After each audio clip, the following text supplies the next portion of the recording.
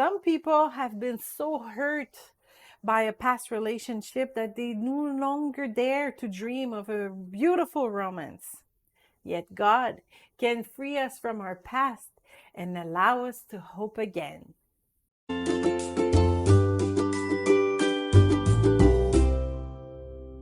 The parable quoted in Matthew 18 teaches us a practical and essential lesson for living in peace.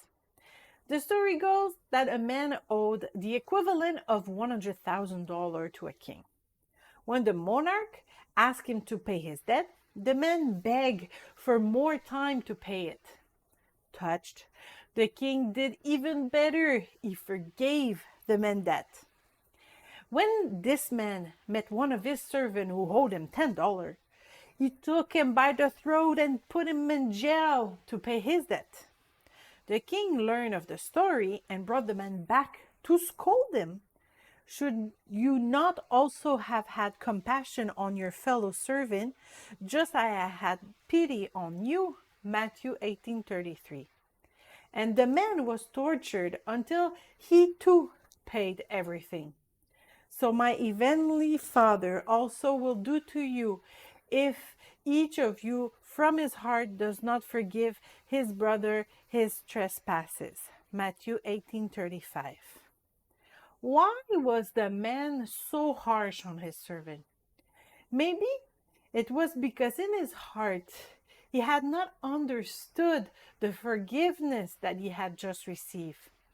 He had only asked the king for delay, not to write off his debt.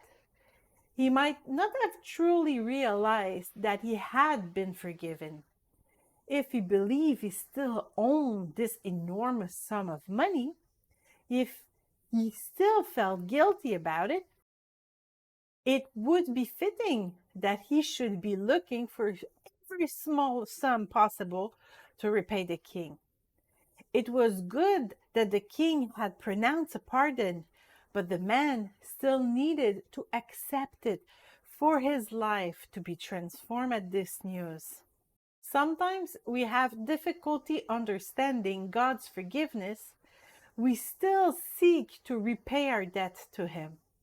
That causes us to become uncompromising with others. It is difficult to forgive our ex or anyone else who has hurt us if we have not ourselves received God's forgiveness first. When we understand that the offense against us was terrible, but what we did to Christ was 10 times worse, it helps us to let go of our neighbor's debt.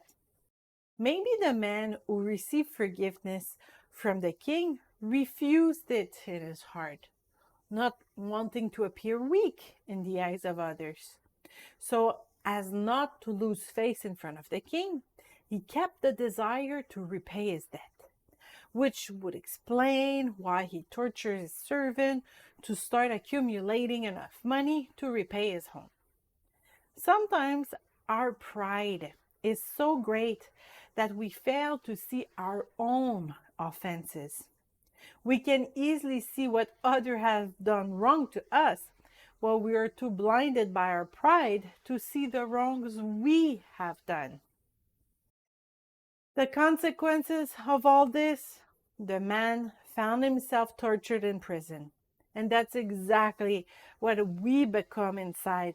We are tortured by bad memories. Our hearts is trapped and we are unable to open up to others. We live in an emotional slump. Our words are sarcastic. We can no longer believe in happiness and freedom. The same goes for all our relationships. We have been betrayed in friendship and have not sincerely forgiven. We will not be able to make new friendships. We might even say that friendship does not exist. We will always be on our guard and suspicious and intransigent. If we have not forgiven an employer who fired us wrongly, we will be toxic in all of our workplaces.